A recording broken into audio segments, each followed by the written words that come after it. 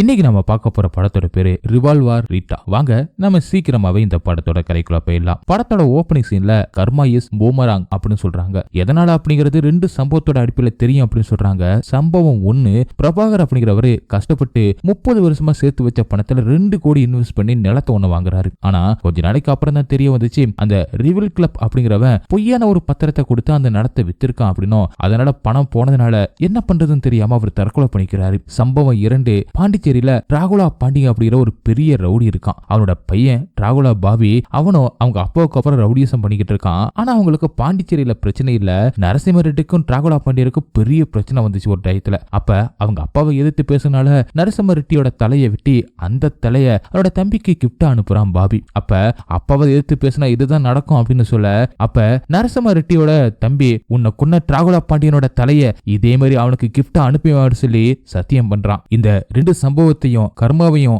அடிப்படையா கொண்டதுதான் இந்த படம் அப்படி சொல்றாங்க. அப்ப ஹீரோயின் ரீட்டா ஒரு ஃப்ரைட் சிக்கன் ஷாப்ல வேலை செஞ்சுக்கிட்டு இருக்காங்க. அப்ப அவங்க அம்மாவுக்கு போன் பண்ணி அவங்க அக்காவோட குழந்தைக்கு பர்த்டேக்கு என்ன வாங்கணும் அப்படின்னு பேசிக்கிட்டு இருக்காங்க. அப்ப அவங்க அம்மாவும் கேக்கும் சமோசாவும் வாங்கிட்டு வர சொல்ல, அதுக்கப்புறம் அவங்க அக்கா ஹஸ்பண்டுக்கு போன் பண்ணி பர்த்டேக்கு கூப்பிடுவோம் சொல்றாங்க. நாங்க எல்லாம் கூப்பிட்டுட்டோம், அவன் வரல, நீயாவது கூப்பிடு அப்படி சொல்றாங்க. சரின்னு சொல்லிட்டு ரீட்டாவும் போன வைக்கிறாங்க. அடுத்த சீன்ல லல்லு அப்படிங்கிற ஒருத்தர் டிராகுலா பாண்டியனுக்கு போன் பண்ணி ஒரு பொண்ணு புதுசா வந்திருக்கு வாங்க அப்படின்னு சொல்றான். அவங்களோட குரூப்ல மாஸ்டர் அப்படிங்கிற ஒருத்தர் இருக்காரு. அவர் தான் இந்த பிளான பண்ணி டிராகுலா பண்ணி அங்க வர வைக்கிறதுக்காக இப்படி லல்லுவை பேச வச்சிருக்காரு. அப்ப பிளானையும் சொல்றாங்க.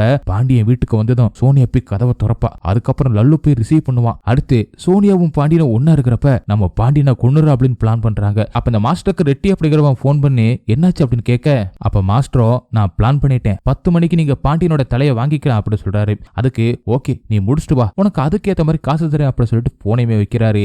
அடுத்த சீன்ல ஹீரோயின் ரீட்டாவும் அவங்க மாமாவுக்கு போன் பண்ணி பாப்பாவோட பர்த்டேக்கு வாங்க அப்படி சொன்னதுக்கு நான் கேட்ட டவுரியை கொடுக்கலனா நான் வரவே மாட்டேன் அப்படி சொல்லிடுறாரு. ஹீரோனுமே பேசிட்டு போன வச்சிடறாங்க. அடுத்த சில பாண்டியன் லல்ல கூப்பிட்டதுனால கிளம்பிக்கிட்டு இருக்காரு. அப்ப அவரோட 2வது பையன் சீட்டா வந்து பணம் கேட்க பையனுக்கு காசும் கொடுத்துட்டு அவரும் கிளம்புறாரு. அடுத்த சில ரீட்டாவும் வீட்டுக்கு கேக்கெல்லாம் வாங்கிட்டு போய் கொடுத்துறாங்க. அதுக்கப்புறம் பாண்டியன் கிளம்பிட்டானா இல்லையான்னு பார்த்து சொல்லு அப்படி சொல்லிட்டு அங்க ஒரு ஆளையுமே செட் பண்ணி வச்சிருக்காங்க. பாண்டியன் அவனுக்கு பிளான் பண்ணி வீட்டுக்கிட்டே வந்துடுறாரு. ஆனா வேற தெருவுல போய் 5வது வீட்டுக்கு போறதுக்கு பதிலா இன்னொரு தெருவுக்கு போயிட்டு 5வது வீட்லயும் நுழைஞ்சிடறாரு. அது பார்த்தா ரீட்டாவோட வீடு. பாண்டியன் அங்க போயிட்டு போன்ல பார்த்த பொண்ணுங்களை வர சொல்லு அப்படின்னு சோனியா எங்க அப்படின்னு கேட்டுக்கிட்டு இருக்காரு. அப்ப அப்பெல்லாம் இங்க யாரும் இல்ல அப்படின்னு ரீட்டாவும் ரீட்டாவோட அம்மாவும் சொல்லிக்கிட்டு இருக்காங்க. ஆனா அவர் கேட்காம திரும்ப திரும்ப அதையே கேட்டுக்கிட்டு இருக்காரு. ரீட்டாவை அடிக்கலாம் அப்படின்னு சொல்லிட்டு பக்கத்துல வேற போக அதை தடுக்கிறதுக்காக ரீட்டாவோட அம்மா கையில குக்கர் மூடி வச்சிருந்திருக்காங்க. அதனால அதை வச்சு பாண்டியனை ஓங்கி அடிச்சிடுறாங்க. அதுல பாண்டியன் அப்படி மயங்கி கீழே விழுந்துடுறாரு. அப்ப அவருக்கு லல்லு போன் பண்ணிக்கிட்டே இருக்காரு. போனுமே ஆன் ஆடுது. அதனால அங்க பேசுறதெல்லாம் இப்ப அவங்க கேட்டுக்கிட்டு இருக்காங்க. அவன் செத்துட்டு அப்படின்னு ரீட்டாவும் போய் பக்கத்துல பார்த்து சொல்ல இதை கேட்டு ரொம்பவே ஷாக் ஆகிக்கிட்டு இருக்காங்க. இவங்க அப்படி பேசிக்கிட்டு இருக்கப்ப வெளியில கேக் டெலிவரி பண்ண வந்தவங்களும் இவங்க பர்த்டேக்கு இன்வைட் பண்ணவங்களும் வர ஆரம்பிக்கிறாங்க. அப்ப அவங்கள டைவர்ட் பண்ணி அனுப்புறதுக்காக ரீட்டாவும் அவங்க அம்மாவும் யாரோ பெல் அடிக்கிற மாதிரி தெரியுதே அப்படின்னு பேசிக்கிறாங்க. அப்ப வேற யாரா இருக்கும், அந்த கமலாவா தான் இருப்பா, கேக்குனவனே வாயை பொழந்துட்டு வந்திருப்பா அப்படின்னு சொல்லிட்டு அவங்கள போக வைக்கிறதுக்காக அப்படி பேசிக்கிட்டு இருக்காங்க. அவங்களும் அந்த பேச்சை கட்டுக்கிட்டே கிளம்பிட்டாங்க. அடுத்து கேக்க மட்டும் வாங்கி வைக்கிறாங்க. அடுத்த கொஞ்ச நேரத்துல திரும்ப வாங்க யாரோ காலிங் பெல் அழுத்துறாங்க. யாருன்னு போய் பார்த்தா ரீட்டாவோட அக்காவும் தங்கச்சியும் வந்திருக்காங்க. அப்ப ரீட்டாவோட அக்கா பாண்டியன் இறந்து கிடக்கிறத பார்த்துட்டு இவரையா குனிங்க அப்படின்னு கேக்குறாங்க. ஏன் யாரு இவரு அப்படின்னு இவங்க கேட்க, இவர் தான் பாண்டிச்சேரியில பெரிய ரவுடி, இவரோட பையன் டிராகுலா பாபி, அவனும் ரொம்பவே பெரிய ரவுடி, அவனுக்கு மட்டும் தெரிஞ்சிச்சுன்னா அவ்வளவுதான், நம்ம கதையை முடிஞ்சிச்சு அப்படின்னு சொல்ல அதை கிட்ட இவங்களும் இப்ப என்ன பண்றது, இல்லன்னா போலீஸ் கிட்ட போயிடலாமா அப்படின்னு பேசிக்கிட்டு இருக்காங்க. அப்ப ரீட்டாவும் போலீஸ் கிட்ட எல்லாம் போகவே முடியாது, அதுவும் நம்ம போனா அவ்வளவுதான் அப்படின்னு சொல்லிக்கிட்டு இருக்காங்க. அப்பதான் நமக்கு தெரிய வருது அந்த ஏரியா இன்ஸ்பெக்டருக்கும் ரீட்டாவுக்கும் ஏற்கனவே ஒரு பிரச்சனை இருந்திருக்கும். அந்த இன்ஸ்பெக்டர் ரீட்டா வேலை சிறந்த கடைக்கு வந்து ஃப்ரீயா சிக்கன் வேணும் அப்படின்னு மிரட்டி இருந்திருப்பாரு. அதை வீடியோவை எடுத்து இன்டர்நெட்ல போஸ்ட் பண்ணிருப்பா ஹீரோயின். அதனால அவரு உன்னை ரிவெஞ்ச் எடுக்காம விட மாட்டேன் அப்படின்னு சொல்லிருப்பாரு. அதனால வேற என்ன செய்யலாம் அப்படின்னு யோசிச்சுட்டு இருக்காங்க. ரூமுக்குள்ள பாண்டியனோட பாடியை வச்சிடலாம் அப்படின்னு பிளானும் பண்றாங்க. இவங்க பிளான் எல்லாத்தையுமே மாஸ்டரும் கேட்டுக்கிட்டு தான் இருக்காரு. அதனால இவங்க பிளான் பண்ணபடியே முடிக்கட்டும், நம்ம 10 மணிக்கு மேல போயிட்டு பாண்டியனை தூக்கிட்டு வந்துடலாம் அப்படின்னு அந்த மாஸ்டரும் பிளான் பண்றாரு.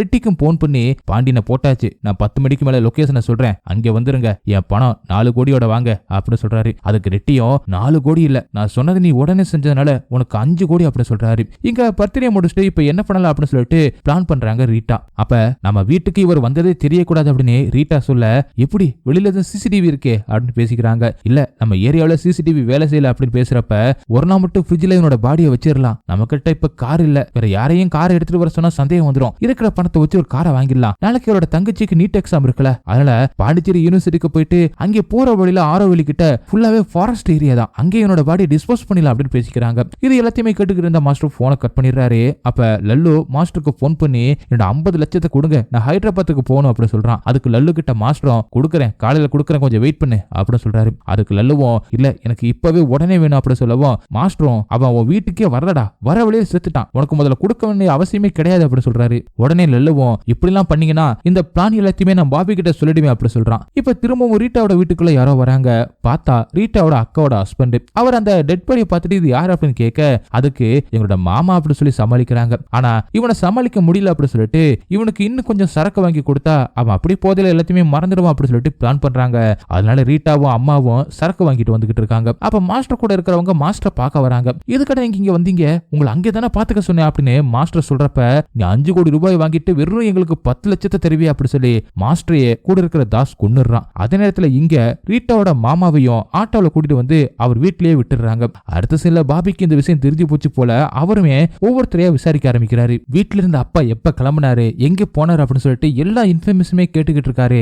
அதே நேரத்துல ரீட்டா அந்த காசுல கார் ஒண்ணு வாங்கலாம் அப்படின்னு சொல்லிட்டு போய்கிட்டு இருக்காங்க. அப்ப அந்த பாண்டியன் ஓடி வந்த அந்த காரு அந்த தெருவுல நிப்பாட்டி இருந்ததுனால அதை ஒரு திருட்டு வந்து ரீட்டா கிட்டே வித்துறான். இங்க இன்ஸ்பெக்டர் கிட்ட பாபியை வந்து எப்படியாவது எங்க அப்பாவை கண்டுபிடிச்சு கூட அப்படி சொல்ல அதனால இன்ஸ்பெக்டரும் தாஸோட குரூப் மேல சந்தேகப்பட்டு அவனை அரெஸ்ட் பண்ணி வச்சு விசாரிச்சுக்கிட்டு இருக்கான். ஆனா தாஸ் அங்கிருந்து தப்பிச்சாதான் ரெட்டி கிட்ட போயிட்டு பணத்தை வாங்க முடியும் அப்படி சொல்லிட்டு அங்கிருந்து தப்பிச்சு ரெட்டிக்கு போன் பண்ணி பேசுறான். அப்ப ரெட்டி எவ்வளவு நேரம் தான் உன்னோட போனுக்காக நான் வெயிட் பண்ணிக்கிட்டு இருக்குது அப்படின்னு கேட்க நான் சொல்ற இடத்துக்கு வந்துரு அப்படி சொல்லிட்டு திரும்பவும் தாஸ் போன வைக்கிறான். அடுத்த சீன்ல ரீட்டா கிட்ட தான் அந்த பாண்டியனோட கார் இருக்கு அப்படின்னு தெரிஞ்சுக்கிட்டு இன்ஸ்பெக்டர் ரீட்டாவை ஃபாலோ பண்ண ஆரம்பிக்கிறாரு. அப்ப ரீட்டாவோட ஃபேமிலி அவங்க பிளான் பண்ண மாதிரியே அவங்க தங்கச்சியை கூப்பிட்டுக்கிட்டு அந்த கார் எடுத்துக்கிட்டு நீட் எக்ஸாமுக்காக கிளம்புறாங்க. அந்த டெட் பாடியவும் ஒரு சூட் கேஸ்ல வச்சிடறாங்க.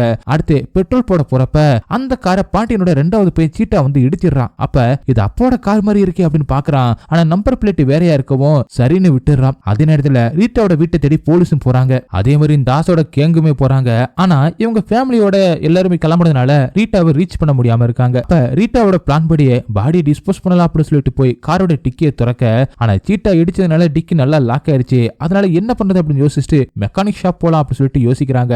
போற வழியிலேயே எக்ஸாமுக்காக தங்கச்சியை டிராப் பண்ணிட்டு அதுக்கப்புறம் மெக்கானிக் ஷாப் போறதுக்காக பிளான் பண்ணி அதுக்கேற்ற மாதிரி போய்கிட்டு இருக்காங்க. அதுக்குள்ள பாபிக்கு லல்லு தான் கடைசி அப்பாவுக்கு போன் பண்ணிருக்கான் அப்படின்னு தெரிய வருது. அதனால லல்லுவை பிடிச்ச கண்டிப்பா யாரு கொண்டாங்க அப்படின்னு தெரிஞ்சிடும் அப்படின்னு சொல்லிட்டு லல்லுவை தேடுறான். ஒவ்வொரு இடமா தேடி பாக்குறான். ஆனா லல்லுவை ரீச் பண்ண முடியாம இருக்கவும் பாண்டியன் கிட்ட ஒரு பொண்ணோட போட்டோவை லல்லு காமிச்சிருப்பான்ல, அந்த பொண்ணு சோனியாவை கண்டுபிடிச்சா லல்லு எங்க இருக்கா அப்படின்னு தெரிஞ்சு போயிட்டு சொல்லிட்டு சோனியாவை கான்டாக்டும் பண்றாங்க. அடுத்த சீன்ல ரீட்டாவும் அந்த இன்ஸ்பெக்டர் கிட்டே மாட்டிக்கிறான். இதுதான் உன்னை நான் ரிவெஞ்ச் எடுக்கிறதுக்கான டைம் அப்படின்னு சொல்லி இந்த கார் பாண்டியனோட காரு, நீ திருடிட்டு வந்துட்ட அப்படின்னு உன் மேல நான் கேஸ் போட போறேன் அப்படின்னு ரீட்டாவை மிரட்டிக்கிட்டு இருக்காரு. ரீட்டா எவ்வளவு சொல்லியும் கேட்கவே இல்ல.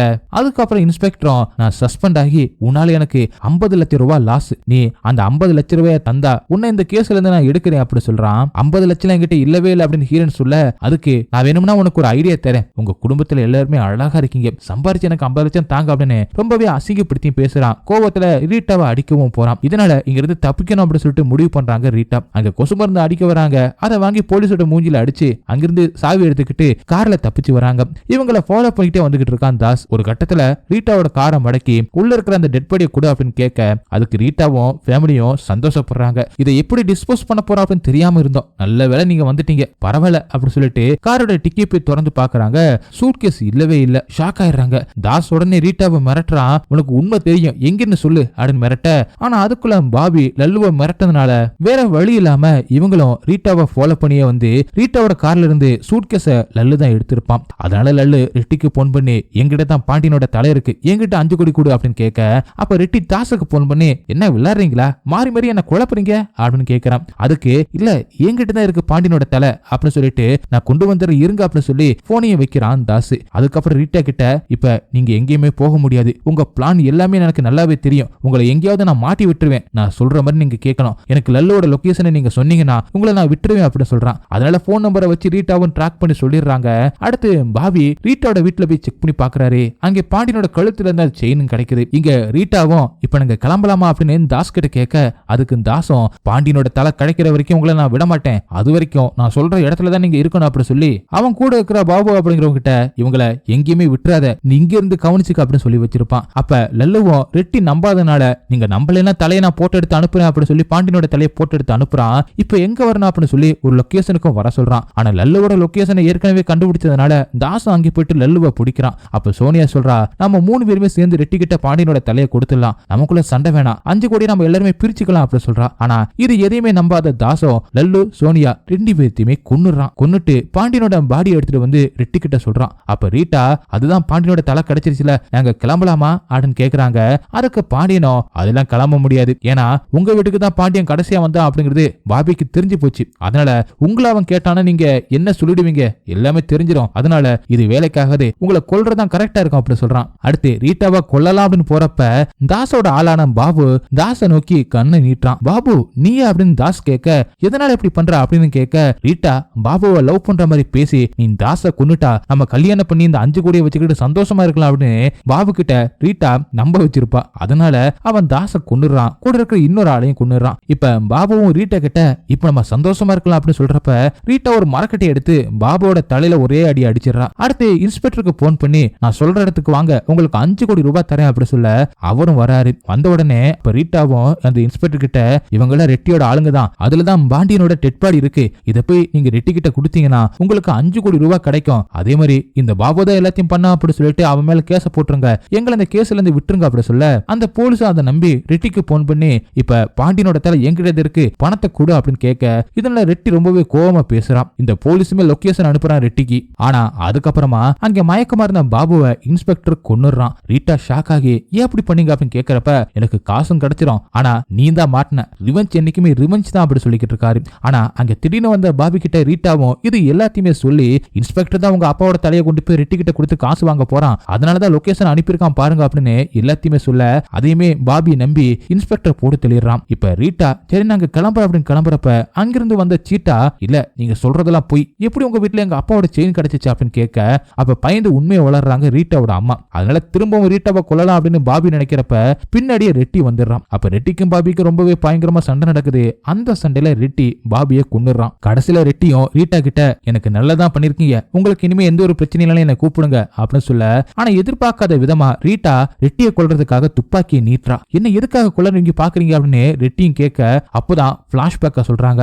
படத்தோட ஸ்டார்டிங்ல பிரபாகர் அப்படிங்கிற ஒரு நிலத்தை வாங்கி ஏமாந்தல தற்கொலை பண்ணிருப்பார்ல, அது ரீட்டாவோட அப்பா தான், இவரை ஏமாத்தினவர் ரெட்டி தான் அப்படிங்கிறதையும் காமிக்கிறாங்க. என்ன பண்ண போறேன்னு பாக்குறியா அப்படி சொல்லி ரெட்டிய கொலை பண்ணலாம் அப்படின்னு சொல்லிட்டு துப்பாக்கி நீட்ட, ஆனா அங்கிருந்து சீட்டா ரெட்டியை கொன்னுறான். அதை பார்த்த சீட்டாவும், எதுவும் பண்ணாதீங்க, நானும் உங்களை எதுவும் பண்ண மாட்டேன், இனிமே நான் தான் பாண்டிச்சேரியில டான் அப்படின்னு சொல்றான். அதுக்கப்புறம் இவங்க அப்பாவை ஏமாத்தின அந்த பணத்தை எடுத்துக்கிட்டு ரீட்டாவோட ஃபேமிலி வெளியில போயிடுறாங்க. படமும் முடியுது.